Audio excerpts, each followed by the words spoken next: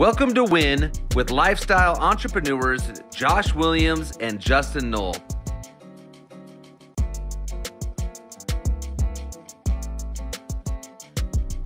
Each week, we will be bringing you inspiring people or messages to help you win in every aspect of life.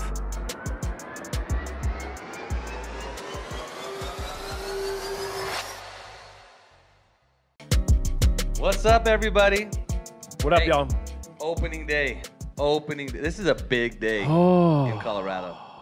It is. It's amateur day. I mean, you see nothing but nonsense out there. Remember last year we went? Oh, yeah. And we came out, it's 24 degrees. We walk outside, and there are literally people laying on the sidewalk, just can't even stand up, just drunk and passed out. I'm like, this is the wrong day to be laying on concrete. Yeah, and it wasn't us. It was not us for once. Yeah. We're super excited for a couple of reasons. As Josh said, it's opening day. The three of us, baseball is a religion to us. It is life. It feeds all energy. It is a life source, right, guys? I mean, yeah. It's the greatest thing ever. No doubt. But we're also excited because we have one of my dear, dear friends and one of the coolest people, most amazing people I know, Tim O'Neill, is here today. He's super humble, but he shouldn't be. So we're going to get into Tim's world, what's happening with him, and what he's been up to. But we're super excited to have you. Glad to be here. Thanks for the invite. Absolutely. So, baseball fellas. Yeah. What does this mean to you guys? Like, what is opening day about to you guys? I mean, here's the deal. I was talking with some people yesterday that don't live in, or, are newer to Colorado that have not been to opening day. And I had to explain to them that, it's like a Mardi Gras down there. I mean, it's like a one-day Mardi Gras party. Shit show. You'll never see it. Yeah, shit show for sure. But you never see so many people downtown. Yeah. I mean, I've seen massive events, parades, all that stuff. This is crazy. Yeah. Like, Colorado does this right. Yeah. Now, there is people that will go down there today that have no clue what a baseball is. Yep. Never. Oh, really? What? You catch it with a glove? Or, I don't know. Which hand would I throw with, right? But it is a time where people come together. It's for the most part a really good time. Mm-hmm. So that's the opening day piece of it, right? I mean, that stuff is good. But I mean, this to me is when this day happens. I know, first of all, it's spring. Yep. I know the weather's going to start getting nice. That excites the hell out of me. Yeah. I know that my life changes for the next 4 to 6 months because this is what I do. Yeah. Well, if it's not baseball, it's softball, it's going to games. It's just the enjoyment. It is true. It is America's game. It is the most fun thing for me to do is go sit in stands. Most people don't get it. Yep. Yeah. But I can go sit in stands for 3 hours, eat a hot dog. I don't drink beer, so I'll drink my soda. There you go. And just freaking enjoy it. Yeah. I love it. It's just that's it's everything to me. I enjoy it so much. Yeah. For sure. Tim, you got a baseball background. I want to get into you and your life and what you've been up to and all that good stuff, but kind of give the audience a background on who you are, what you've been up to, and then we'll get into the baseball side as well, and then we'll dig into life. Man. Okay, cool. Well, I am one of 7 kids. I'm right in the middle. Born in Chicago. Moved. Go Cubbies! Moved to Aurora in 1965. When, before I was even 2 years old, my dad got transferred. So grew up in Aurora. Went to Wheeling Elementary. Oh, man, me too. Aurora Hills Middle School. Yes. And then Gateway High School as well. So it's a family, right? Yeah, no doubt about it. Yep. It's changed a little bit over the years. I was in the hood a couple weeks ago and remember it well, and it has definitely changed for sure. Yes. So, from there, I was tortured through one semester of college. I went down to Metro State. I promised my parents I would give it a go, and I barely made a semester. So it just wasn't for me. I knew it kind of going in that it wasn't really. I didn't have a real good mindset going in, obviously, but it's not really what I wanted to do. So I got out of that, and I got into the car business right away. Jumped right into it. And did real well at it right from the get-go, and just kind of got in my blood a little bit and spent some time doing that. And then just kind of saw there was some other opportunities out there and some other things going on. I was a manufacturer's rep for a while, which I really enjoyed too. But lo and behold, I ended up in the mortgage business. Okay. And So sorry. yeah, right. It's changed a lot, right? It's changed a bunch since I've been out of it for sure. When I talk to my old partner about it, I'm thankful every day that I'm out. So, got into the mortgage business and got into it with a company called Moneyline Mortgage, and we were on the B side at the very beginning of when that started. I mean, we were charging 4 points up front. We were getting people, I mean, we were doing loans at 12.5%, 2-year prepays. I mean, Yeah. Wow. Remember those days? 228, 4 points up front. Right. Good. Yeah. Wow. Right. That's it. And the discount points were actually to buy the prepay out to 1 year on that. So, but that was at that time. It was the only vehicle that people had. There was nobody doing no docs or anything like that. There's people with less than perfect credit, and they were appreciative. It was the only opportunity that they really had to get a loan and get in a house or refi, whatever it may be. So that's what it was. And then in that, at Moneyline Mortgage, I met a fellow coworker by the name of Dave Landon. And he was a CPA by trade, and we'd worked together for about a year or so. And then one day he kind of just came up to me and said, "Hey, I think we can do this on our own." Wow. So What was your initial thought when he said that? Were you excited? Were you like, that's stupid? Or did you say, well, hell, let's try it? It was, initially I was a little confused. I didn't see that coming at all, honestly.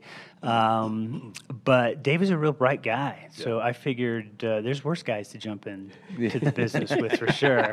And he still is a bright guy, by the way. He still is. I mean, maybe we'll see him today and he might not prove that, but he's a really smart guy. He was a CPA by trade, so I knew that was going to be, he would handle that end of it and stuff. And I just had a good sales background and that kind of thing. So he just said that we thought we could do this on our own, and within a week, man, we were renting office space. 1 week. Oh. We were renting office space, right? That is crazy. Yeah. And our first office was probably about half the size of this conference room right here, honestly. Our desks were, back face to face. We were facing each other, seriously, no farther than this far away here. On the phone, trying to get customers, and kind of like, and we got off to a real good start, and things just kept rolling and rolling and rolling, and wow, things went really, really well. Yeah, that's awesome. Yeah. That's awesome. So that was called the mortgage company. The mortgage company. Mortgage company still in existence. Still is off of Dry Creek and Alton Road in Centennial. Yeah, Okay. Sure is. So how long did you go with the mortgage company? How long did that last for you? For me, that was almost 12 years. Wow. Yeah, almost 12 years. Daily grind. Yes, yeah. I mean, initially it was a lot of fun, just because we were having success early. Yep. And then we were hiring people, and then they were starting to have success, and we were growing the business, which was just fun, right? It's a new experience, and being able to bring other people into that was just, very, very grateful, gratifying, and just really enjoyed it. Just really, really enjoyed it. And it was a grind, though. It was definitely a lot of hard work and a lot of time spent at the office and just growing that business. As you guys know, it's not an easy thing at all. Yeah, so. absolutely. So 12 years, we'll fast forward from 0 to 12 years later. What was going on then, and then what happened at that 12-year point? Well, I was just starting to not dig it as much, right? It started to become, I wasn't as excited as I used to be going to work and stuff. And for me, it's never been about the almighty dollar. It's never been to see how much money I could have or how much money I could put in the bank or how big my house is or anything like that. It was just never, ever been wired that way at all. Yeah. So when I started not having as much fun doing it, I decided that there might be some changes that to be made, and also at that time, my fiance we were making plans to just travel a lot more, Yeah. and get out and about, spend a lot more time down traveling, and buy a second home in Arizona, and do kind of the snowbird thing and stuff like that. So that sounded very appealing to me at the time. Most people do that in their I know. gray hair years. I mean, I know. I know you started that early. That's good, but yeah, I was a little ahead of the curve on that for sure. So I was mid-40s when that happened. So Holy cow! I know, right? Wow. well, they say, hey, it doesn't take age to retire. It No, just takes right. Desire and money, and if Yeah. you got those things lit up, then you're good. Right, Yeah. and and a partner that really wanted to do it as well, and I was I was all in trying to make her happy, and like I said, it had come to a point where I was kind of losing interest in what I was doing. It just had become a grind, and it was become more difficult just to get motivated. And if I couldn't motivate myself, there's no way I'm going to be able to motivate a sales team. And you can't fake that stuff. They get that. They see that. So Salespeople are by nature very perceptive. Yes. Right? They study humans all the time. Good salespeople should, at least. right, yeah. And you can definitely see that when you're not genuinely attacking your day, Yeah. oh my God, they Yeah. check out quick. And Yep. they're like, nope, we're good. Yeah. I'm not following you. Yeah. Next thing you know, you turn around as a leader and there's nobody behind you. Yeah, right. Uh-oh. right. Now what do I do, I right? can't even lead myself. What's going on here? So, wow, mid-40s. Yeah. The chance to kind of transition from the everyday grind, running and owning a company. Mm-hmm. You had a great partner in Dave who was very supportive of this and said, "Let's figure this out so you Yep. can do what you need to do." Yep. Oh my God! Yeah. Like that's just for a lot of people. I think that's just so scary, and they're most of us are driven by fear. Yeah. and the Right. fear usually drives us or cripples us. Right? You don't do anything or you Yep. go all in. So for you, clearly, it was go all in. Yeah. Yeah. And did you have a plan when you walked out that door for the last time at the mortgage company? Did you have a plan of what was going to happen next, or did you just say, "I think I kind of know what I want to do, and we're going to try it"? Or No, that's the funny thing. I had no plan. I really didn't. It all kind of came together pretty quickly. Yeah. Started gaining momentum, and the more I thought about it, the more I liked it. Yeah. So I wanted it to happen sooner than later, so that I didn't, get all scared about it and start to try to back end like, whoa, time out. I was just kidding. I was kidding. Man, I was just kidding, right? So I wanted it to happen pretty quickly at that point, and so did Dave. At that point, it was a time to transition, and we had made the decision, so there's no reason hanging on. Yep. So it happened real quickly. As far as the plan, I didn't. I mean, I had some ideas of what I was going to do, but I didn't. I wasn't worried about it. It wasn't something that I had to make a decision overnight, and I didn't have to.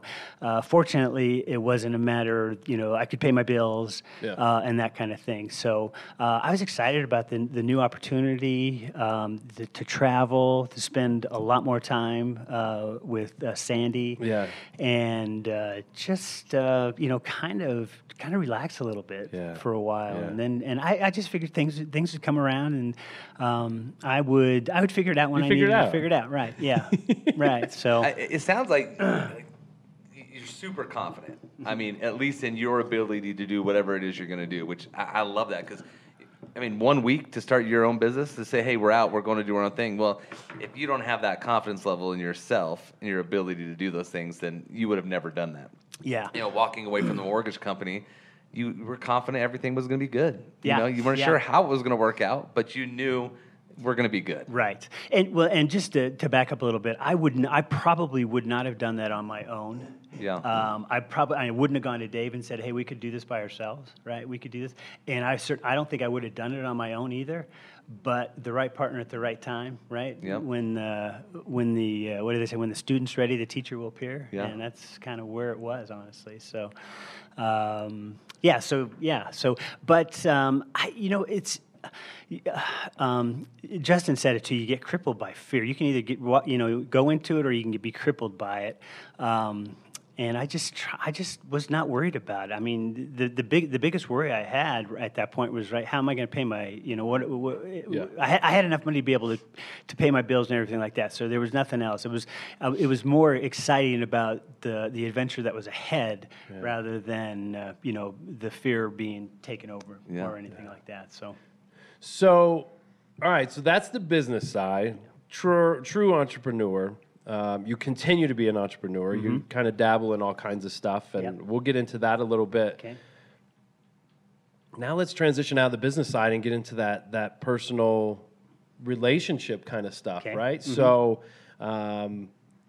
you met Sandy, and Sandy, for those of you that don't know, Sandy Dahl was the wife of the husband that was the pilot in the was it the Pentagon? No, Shanksville. Flight 93 in Shanksville. Right. Yeah, he was the captain. Yeah. Captain Jason Dahl. And so you met her, and was there just this instant kind of connection where you just got each other, or what was that like? It was crazy. It was like nothing I've ever experienced, honestly. Really?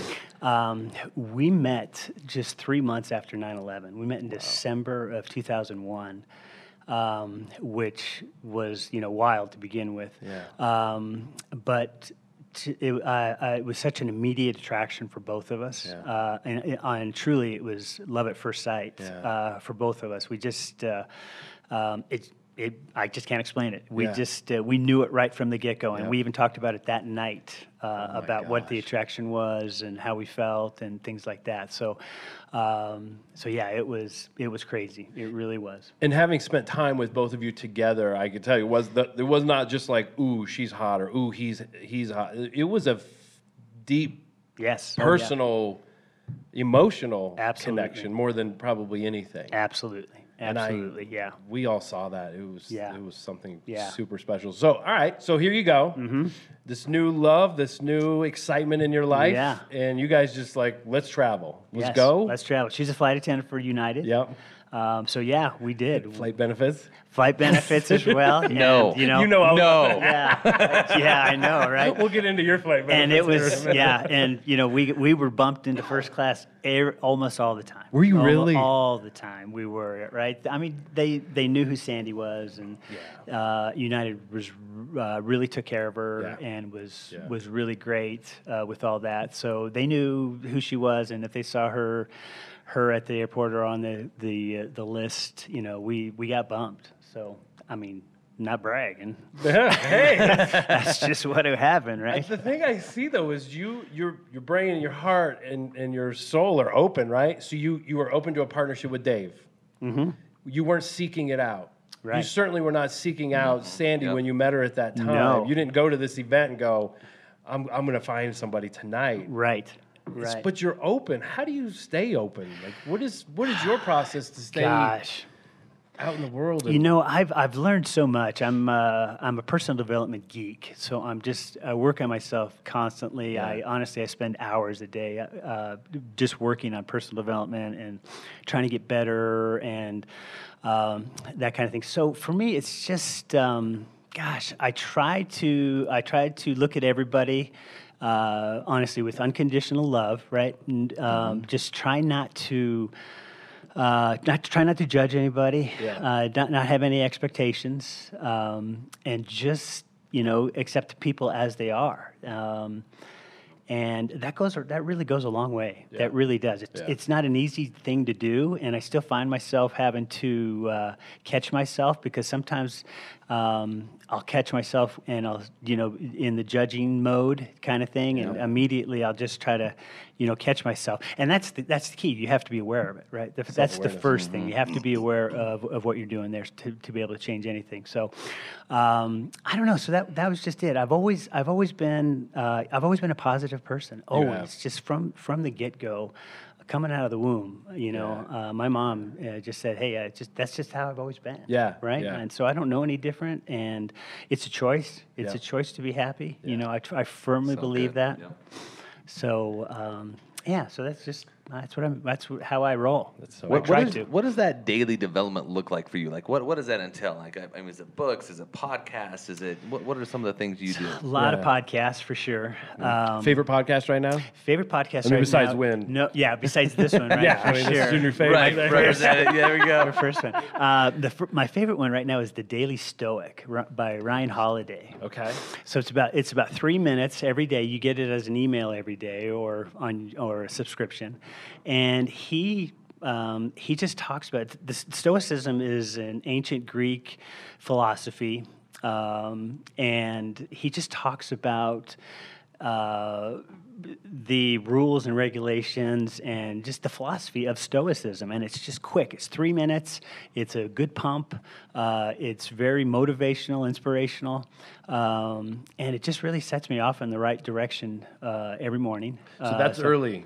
Yeah, that's usually probably around I don't know, about 7:38. Okay. When I get it. Yeah. When it's available to me, I'll do that. Okay. But I get up early. I get up about 5:30 or so. I get the coffee going, let my dog out, and then I'll go back. I'll go into my office, shut the door, and I'll do about 30 minutes meditation. And that has been a life changer for me. It really has. It's fantastic, and I know it's kind of become a hip thing here recently, and is catching on, which is great because if you're serious about it and you're doing it right. It takes a lot of practice, and what does that look like? What does that look like? You're sitting in a room, you got nothing going on. You're just kind of listening to the world. Sometimes I'll do a guided meditation where, like, with an app like Headspace or Calm or 10% Happy or something like that. They're all really good apps. But I've been doing it for over 2 years now, and it's. I'm able to just kind of do my own thing now too. I'm able to, set an agenda and just kind of work myself through that. But it's just amazing. I mean, I sit down and I put a timer on it, and the next thing I know, the timer's going off, and it's been 30 minutes, right? And it feels like 5. Yeah. So that's been fantastic. That's been a game changer for me, honestly. It really has. In the 2.5 years I've been doing it, I've probably missed 2 or 3 days. That's it. Wow. That's tops. I mean, honestly. Holy cow. So travel, no matter what, you're like, hey, I got to get my meditation. I got to get my meditation in, and it might not always be a half hour. Sometimes I might have to sneak down into the bathroom at the hotel or something like that, and do 5 minutes, 10 minutes, something like that. But it's definitely just been a game changer for me. It's made me much calmer, much more easygoing, more compassionate for sure, more grateful. It's just been, I encourage anybody and everybody to get involved in that. And it's a difficult thing to do because you never think you're doing it right because there's no way you can stop the thoughts from coming into your head. Right. Yeah. But it's not about that. It's about bringing yourself back.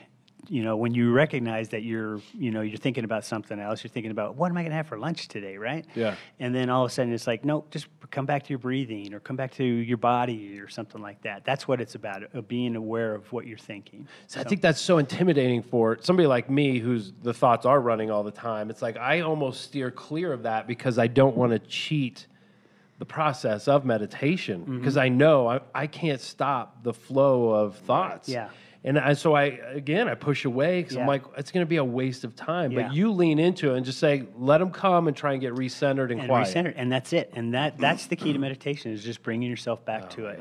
And that's what so many people struggle with, that exact the instance that you just described is that they don't think they can do it because they can't control their thoughts. And it's not about that at all. Yeah, it's not about that at all. It's just about bringing yourself back to where you are. Now, being an umpire, did that drive you to meditation? That's a fair question. So, but it's made me a better umpire. I'll tell you, honestly, it honestly has. That parent who thinks there's a scout in the stands and the parent thinks that I didn't make the right call on the pitch or whatever it may be, rung up his kid on a ball up and out or something like that. It's just I pay no attention to it anymore. Where before I turn around and look at it and like all right, it's going to be like this, huh? Yeah. So it's not like that anymore at all. So my happy place. Yeah, that's right. That's right. So it's actually made me a better umpire, honestly. Yeah, that is so cool. So you're umping high school games. Yeah, high school and a little bit and of you adult and your stuff. brother Kevin are doing this. Yeah, we have done. Kev hasn't been doing it so much lately, but but we have done a lot of it in the past for sure. So So I would give anything to watch these two umpire games together. First of all, the two of the funniest people I've ever known, and you get them together, and it's just this hilarious thing. It's almost like a skit when they get together. It's like they practice, but they play off each other so much. But to get you guys in a game activity and running the show would be amazing. I bet you're all business though. It's fun. Yeah, it is. Yeah, you're right. You have to relay, and just because you don't get the best umpires out there. A lot of them are out there for the wrong reasons. That kind of thing. Can I get an amen? Can I get one? Can I please? Yeah. So it's just. It's just different. So we try to carry ourselves differently, try to be professional. Yeah. We know the game really well. Yeah, you do. So that always helps as well. Yeah. So, yeah. I mean, that's a tough one, right? So I was a head baseball coach for 5 years. I was and I did high school baseball coaching for 7+ years, right? So that was one of the biggest things was some of the umpires being out there for the wrong reasons, dealing with it. But here's the other thing. There's also some really bad coaches who don't even know kind of some of the rules, some of the things that are going on with the game. I'm not going to say that I was not one of those at one point in time because you all start somewhere, right? Right. I'm arguing a call and they're like, Josh, did you read the rule book? Yeah, I read it. Okay, we'll go to page 55. Shit. You're right. I'm going to walk back to my dugout right now. Yeah. But, I mean, you got to balance a ton of emotions because let's be real. Kids at that age are punks, right? Yeah. You got coaches that if they're not teaching these kids the right way, the coaches are punks. There's no discipline. Right. You do have to deal with parents whose kid maybe should be making the baseball team and they think they might be going to the minor leagues next year. Yeah. So you got a lot to deal with. Yeah. I mean, your emotions got to be in check as an umpire. Yes, you do. And they all come at you. It's all your fault. Yeah, absolutely. So you have to be thick-skinned for sure. You can't take it personal at all, and that's not an easy task. Right. That's not. We all take everything personal when we shouldn't, right? And it's not a personal attack on you per se, but yeah, there's a lot of that. There's a lot of that, and you just have to kind of suck it up a little bit, right? Yeah. And sometimes I love that though. Just suck it up a little. That's so awesome. You do. And sometimes you get the opportunity to throw somebody out, so you take full advantage of it. So I'm not going to say I haven't been on Chasa's 5-year plan of not doing that, but yeah, I think I've been there a few times. That's too funny. That's too funny. So I want to go back into this kind of the morning routine. Yeah, okay, right? sure. So I'm big on there's a book out there called The Morning Miracle Morning. And it relates to all kinds of different professions. And it sounds like you have I'm a process guy. I love a process. I love to follow just paint by numbers, make life a little simpler, free up more time and energy to do the things I want through process. Right, yes. And so it's something you stick to. It's a routine every day. Yep. So you get up, you do the meditation, you'll listen to the podcast. Yep. What other things are you doing? And then I know you're also into nutrition now, which I want to dig into because Josh and I definitely need that consultation all day, although we're getting better. But kind of weave in the brain, the heart, and then the health and everything that you do. So what more is there in the routine? It's I try with the podcast, and I'll also do some inspirational stuff. I'll listen to some inspirational stuff, and just kind of get me rolling in the morning. Kind of move it, heading in the right direction, feeling good, being grateful. I spend 10 or 15 minutes just writing stuff down about what I'm grateful for, thinking about it. Just really, really simple things like, God, look at the mountains today. or I just had a great day last night, umpiring, or whatever it may be. Just real simple things that to have gratitude for.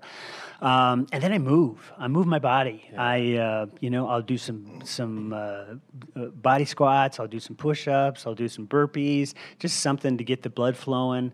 You had me till burpees. Yeah, burpees. I know. I hate burpees too. I do. I hate them. And that just kind of gets me rolling as well. And then I'll hit to my office and just kind of see what's going on in the day, and I'll work there for a while, and then I hit the gym. And I always try to get to the gym somewhere around 9:30, 10 o'clock, that kind of thing. And so you're doing the body stuff just to get you flowing. Just to get me flowing. flowing. That's not your right. gym. That's not my gym. Okay. No. You're just like, hey, let's get the blood going. Let's get the blood going, right? Okay. Yeah, just move the body. You've been laying down on your bed for hopefully at least 8 hours, right? Yeah. And now, so get up and move. I mean, the body's designed to move, and it's much more effective when you are moving, and that you're able to move. So that's. So then I head to the gym about 10 o'clock, 9:30, 10 o'clock. Every day. Not every day. Most days? Yeah, I will take 2 days off a week from the gym. Wow. So yeah, That's awesome. your body needs to rest. Rest is it needs as to important, recoup. right? It is as important. It absolutely is. So yeah. That is fantastic, man. And I love the mindset piece, right? You spend so much of the morning getting your mind right. Yeah. Yeah. Like, that's incredible to me. It's important. It's Yeah, important. I mean, you got the meditation, you've got the listening to, you see the podcast, you got the meditation, you've got whatever else motivation-wise you put in after that. Motivational, yeah, like affirmations and gratitude. Right. Yeah, I mean, it's all mindset. Yeah. Wow. Yeah. I think that the people that we've had on, there's some definite consistencies between all this, and that is wake up with a plan to attack the day. Yeah. Right? Yeah. And not just let the day attack you. I think it's taking ownership and control of what your next move and your intentions are with the day. And treat it truly as a gift. I think so many of us take it for granted. It sounds cliche, but we do immediately just wake up and go into the same routine. I'm going to go get in the shower, and I'm going to shave, and I'm going to do this. I'm going to watch the weather, and then traffic report, and then I'm going to have a breakfast, and then I'm going to get in the car and go. And it's just Groundhog Day. And I think, we blame our jobs, we blame our family, we blame our relationships for that unhappiness, but it all starts from exactly what you said in the morning. You've been laying there for 8 hours. Your body is begging to move. It is designed to move. Yeah. But we just go through this same old thing. Yeah. And of course, your body's almost going to rebel and reject your day for a lot of times. Yeah. I know when I was in that mode, it was, 2 o'clock. I'm yawning like a grizzly bear, just getting out of hibernation. Like, I had zero energy for a number of reasons, but that I think was the biggest one. So I'm going to implement more of this into my day. Set an intention. You set an intention for the day. Yeah. It's you said it there that you have to have an intention. Yeah. So many people just think that you don't have control over that, right? Yeah. That the things kind of happen to you rather than you going out and making things happen, right?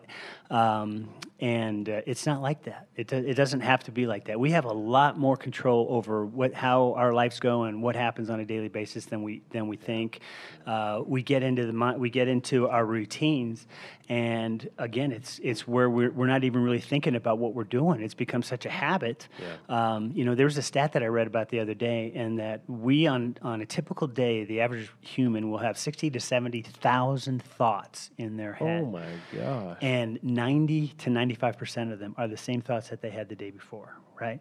So that will give you an idea of how much of we're just going through the motions, right? Oh. We are not paying attention to what we're doing. We don't have intention, and we're just we're letting life happen to us rather than creating what we want out of it.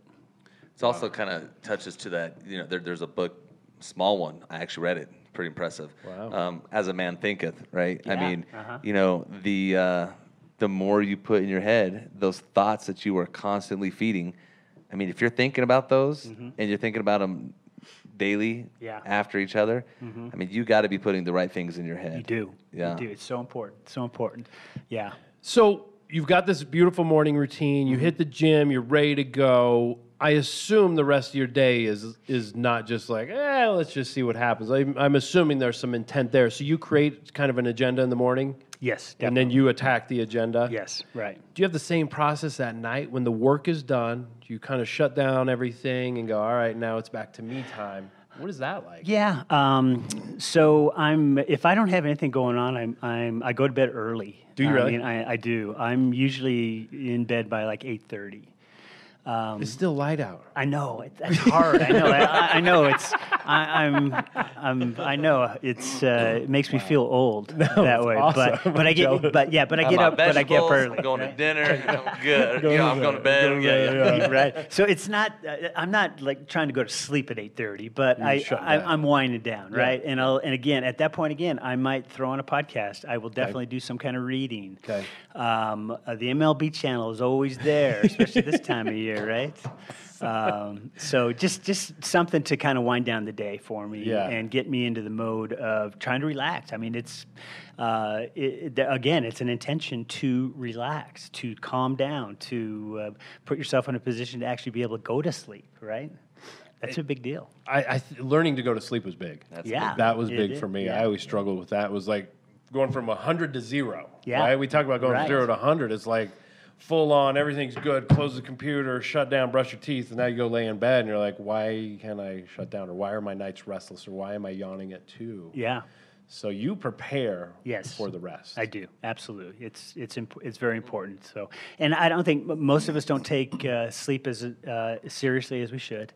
It's absolutely positively one of the most important things you can do for yourself is to get enough rest, to let the body rest, to be able to go through the functions that your body's supposed to go through, as far as your brain and your body and your mind and going through all that stuff. We just don't give it a chance to do that. So it's just as important as having a morning routine, I believe. Yeah. Do you use your evenings? I mean, before the wind down, do you use the evenings to set up tomorrow, or do you do that in the morning? Like, how do you go about that? Yeah, I kind of just I know what's on the schedule, and I kind of just have a blueprint in my head of what the day's going to be like for tomorrow and what I have to do.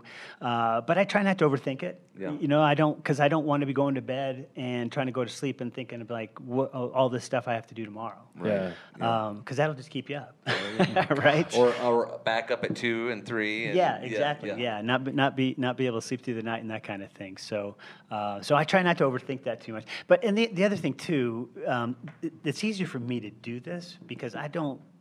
I work from home. Yeah. And I don't have to get up and drive the commute, and I don't have to deal with all that. Yeah. So that makes it easier for me to put that routine into place. Where I know it's difficult for a lot of people, But honestly, at this point in my life, if I did have to do a 9 to 5, I still would make sure I got up early enough to do that because it's been that much of a game changer for me. You can see that in you, that no matter if your schedule changed or not, this is how I do it. Absolutely. This is my routine. So instead of getting up at 5:30, I might have to get up at 5 to get extra 30 minutes of meditation. Absolutely. And whatever it might be. Absolutely. And it would be well worth it. Going to bed at 8. Yeah.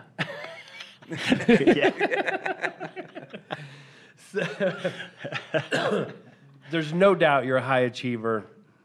There's no doubt you've set things up in spots in your life that help you do those things and maintain those. But there's always that, we've got to refuel ourselves. And so you get it through podcasts and inspiration and meditation and all that. But then there's the nutrition side, which you recently have focused on over the last few years. I mean, you were always in amazing shape, always very health conscious. Mm-hmm. But I think you took it to a new level of almost science, if you will. Yeah. So what is that like? And what are the most important things that you've learned that you could share with us that you go, this is either simple or I didn't know this secret about the human body. Y'all need to clue in. Well, I had such an interest in nutrition and working out and things like that I actually became a certified health coach. So it wasn't something I planned on doing or anything like that. Coach away. Right. You have 2 clients right here. So it just really, I've just always been interested in it. So I decided to dig a little bit deeper into it. And just kind of educate myself on it, that kind of thing. So, gosh, I can't even tell you where to start on that. Yeah. But the big thing that I've learned through that is it really comes down to belief, right? So what are your beliefs? What are the beliefs that are holding you back?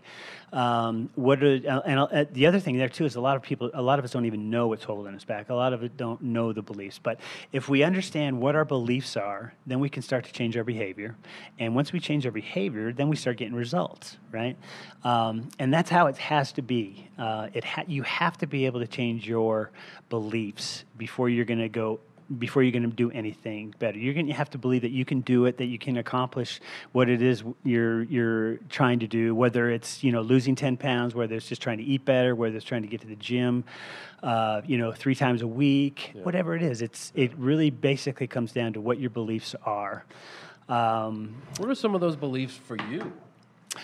I don't even know where to start with that. I believe I love snacks. That's about all I know right now. So, and then you have to dig into that as to why is it that you love the snacks, right? What is it that makes you kind of go to that rather than and knowing that, you know what, I probably shouldn't be doing this, right? This is not. So there's something there that is tied up with you that makes you go there. I know exactly what it is. Honestly. I have an idea. For me, it's a connection to my family. Food is a big part for us. And my grandparents, who I hung on to, had divorced parents, right? And I wanted to be close to everybody, so I'd spend time with the grandparents, and that's how they showed love. Both sets showed love through food and snacking. So when I have, Cheetos, which I don't do anymore, or anything like that, it's like I feel the connection. It's so weird. It has nothing to do with being hungry. It has nothing to do with the taste or the flavor or the texture. It's like I crave that relationship again. It's the weirdest thing. Yeah. No, I get that for sure. So, so it's a discipline. And if you want to get better at anything, there's got to be some kind of discipline involved with that, right? Yeah. You can't just show up and cross your fingers, and you have to be disciplined in whatever that may be. For me, the nutrition part of it is I'm a single guy, and I won't usually cook for myself or anything like that. Yeah. So in order for me to get my nutrients, I blend it all, right? I get 10 or 12 servings of vegetables. I put it in a blender with some protein mix and some coconut water and all kinds of stuff, and I drink it, right? So those are my vegetables for the day, right? So that's made it easy for me to get my nutrients, right?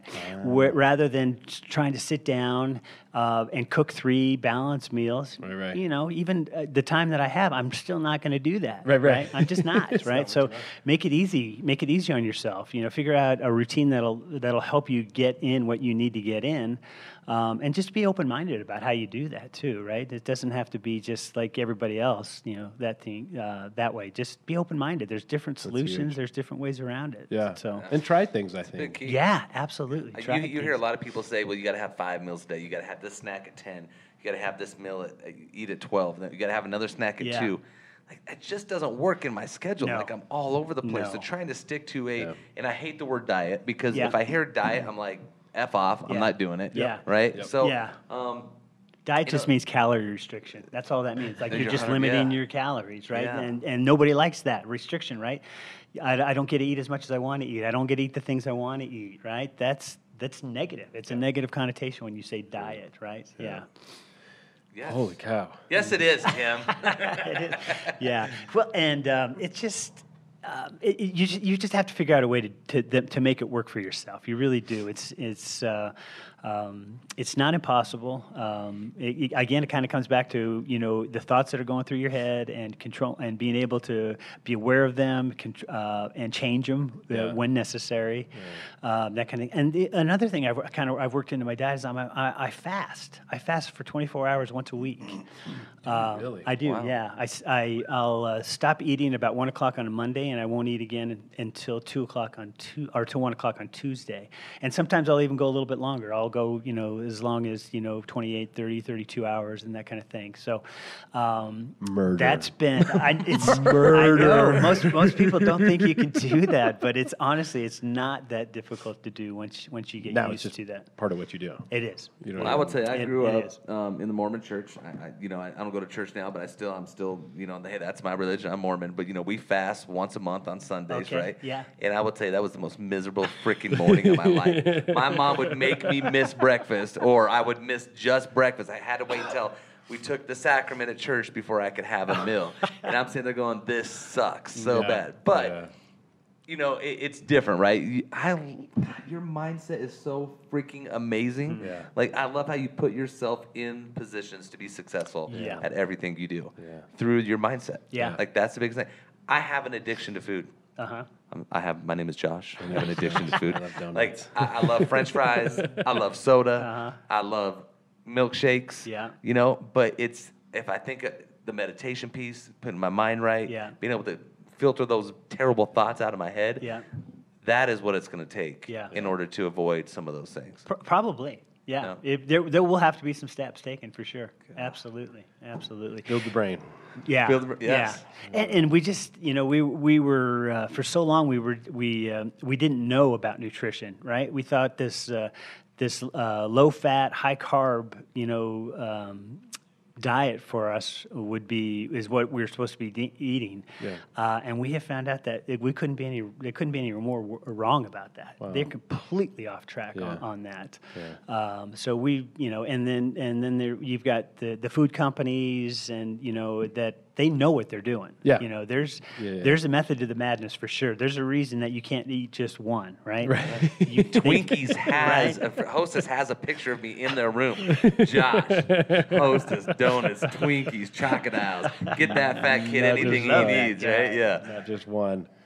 So it is designed. I mean, really, I do feel like the chips are stacked against us. Yeah, it is. So many ways. Sure. You go into the grocery store. I try and stay out of the grocery store now, but you go in and it's just this constant barrage of all these temptations and things you can't beat. Yeah. You can't beat. Right. And they end up in your cart, and they end up in your pantry, and then they end up in your mouth. That's it. Yeah. And even as disciplined as I am, if I go buy like some chips or something like that, I eat them. Yeah. I eat them that day. Yeah. I eat that bag that day, right? And that's why I don't do it, right? Everyone, can I get a high five of you? Thank you. You are human. So that's part of it right there. Breathe again. Holy shit. That's part of it. It's just, again, now putting yourself in that position, right? Yeah. So you're coaching. You're doing health coach, nutrition stuff. Yeah. Are you taking on clients? Are you? All right. Yeah. So we'll put contact information on this for people to reach out to you, and pretty simple. I assume you just start with a consultation and see if we're right, if we're a good fit, right? And just see what they're trying to accomplish, right? And just really see if they're serious about it, because it takes some transformation. Yeah. It's not just like, hey, I think I want to kind of some way lose 10, 15, 20 pounds, right? That kind of thing. No, it's not like that. It's a mindset. You have to be ready to do it. Whole life shift. You do. Yeah. You absolutely do. You have to be fed up with being fed up, right? Yeah. Wow. I know. Wow. That was deep. I know. That was. Okay. I'm going to write that one down. Use that again sometime. Let me write that down. Are you fed up with being fed up, fatty? Oh, throw that last word in there? Yeah. I don't know how that got It applies to us. It applies. Hey, so real quick, we stopped doing our fat kid moment of the week because our mindset was taking us to being a fat kid. Like, Justin and I were trying to figure out ways to have a fat kid moment of the week. Yeah. Oh, maybe I should go eat this Twinkie. Why? Because I can share it on the podcast for my fat kid moment of the week. Okay. Yeah. So last week, Justin had a great idea. Let's change our mindset. Let's talk about the things about how we're not trying to become the fat kids. So let's talk about that real quick. Yeah. You've given us great ideas. I would say so. This week, starting Sunday, I have ran 3 miles 4 days this week. Nice. So I'm getting after that a little bit. Now I might go home and eat a Twinkie when I'm done. I'm just kidding. I haven't done that. I've eaten 4 days, 3 miles, so 12 miles this week. Mm-hmm. In my office, we bought food for the office, so we're not eating out every day. Gotcha. Nice. So instead of being a fat kid this week, holy crap, I've done some right things. Yeah. And I went from 208 from back my vacation, 208. Hey. Man. And I'm down at 202. So, I mean, that's awesome. That's 6 pounds in That's the right difference way. right there, right? In the right direction for sure. I think the thing that we've done in our house is be more prepared, right? More That's intentional. it. Absolutely. Intent. Yeah, I love it. Absolutely. Don't let your day rule your diet. Yeah, right. You come home from a hard day at work and you don't want to cook. You don't have anything worth eating, so you snack on a bunch of stuff you shouldn't be snacking on. And the other part about that too is that when you're snacking on stuff that's not nutritional, you eat more of it. Because your brain is actually looking for nutrients, right? And when your brain gets enough nutrients, it's like, okay, I'm full. I'm good. But if you're not feeding your body the nutrients it needs, you're just going to keep snacking. Like a right? dog. You're going to overeat. Yeah, absolutely. And you're going to overeat a bunch of stuff that's not good for you. I'm 42. How did I not know this? What is wrong with 43. Yeah, right. Yeah, this? Is what you learn at 43. hey, I'm ready. better late than never. That's what I say for sure. Tim, before we wrap up, well, I know one of the things you've talked about is travel and how it does feed your soul. We've talked about it a lot, and so I'm always interested. Like, where is the place that is the absolute, like, this is my place on earth? Yeah. Is there one of those for you? There is. It's Scottsdale, Arizona. Yes, sir. Yeah, it is. Love Scottsdale. But a second, close second is Chiang Mai, Thailand. That'd be pretty similar. Yeah, right? Almost exact. Hold on a second, we got Skyler. Okay, yeah. Oh, one of my best buddies in the world lives out there, so I get to go out and see him for about three weeks a year, and all we do is play golf and drink beer and just hang. You know, he's married to a Thai lady. He's got a son who's 10, and he's got a great lifestyle, great setup out there. And I've just had amazing times out there, and I just, he's like you and Matt, me and Greg Cunningham are that close. Yeah. You know, it's just fun to hang with him and just spend a lot of time out there with him and stuff. So that's great. And you make sure that happens every year? Absolutely. Without a doubt. Yeah. Absolutely. So it's important, very important to me. But Scottsdale too. I love Scottsdale. Love Scottsdale. You own a few places, right? Yeah. You own a few places down there. Yeah. Are they long-term rentals? Yep. No Airbnb that I can sneak into. I did the Airbnb for a little while, and I just was not happy with the way the property was being treated. To be honest with you, I went down there one time. Right after a guest had left, and it's not that they didn't lock the front door; they didn't shut the front door. Oh, right, my it was gosh. wide open. They had moved furniture out of the the living area, put it out by the pool. I just didn't like the way it was treated. Oh. So I decided, I'm not going to do that anymore. It was definitely more lucrative to do it that way. More brain damage, though. It just wasn't, right? And I'm 55. I'm trying to simplify my life. I don't need to make it any more complicated or more difficult than it has to be. I'm going the other way. Yeah. For sure. I definitely am. So will you be in Scottsdale full-time at any point in your life? Stranger things have happened, definitely. Other than maybe 3 months, right? That July, August, September kind of sucks. Yeah, it is. That's pretty hot. 110 every day. It never gets out of the 90s, right? It's 2 o'clock in the morning. It's 93 degrees. Sounds beautiful. You love that. I hate like the cold a lizard. weather. I hate the snow. I mean, I'm born and raised in Colorado. This is all I know, right? Yeah. But, man, if you can get me in 80s, 90s every day. Yeah. How about 115? Yeah, I'll pass. I'll pass on that. Yeah. We did play 36 holes at Talking Stick one time at 110. Yeah. And we're like, why is no one out here? God, this course is wide open. Let's play another. Let's play another round. You know? And they're like, dude, this is our winter months. You guys are You're genius. done. Yeah. Oh, that's awesome.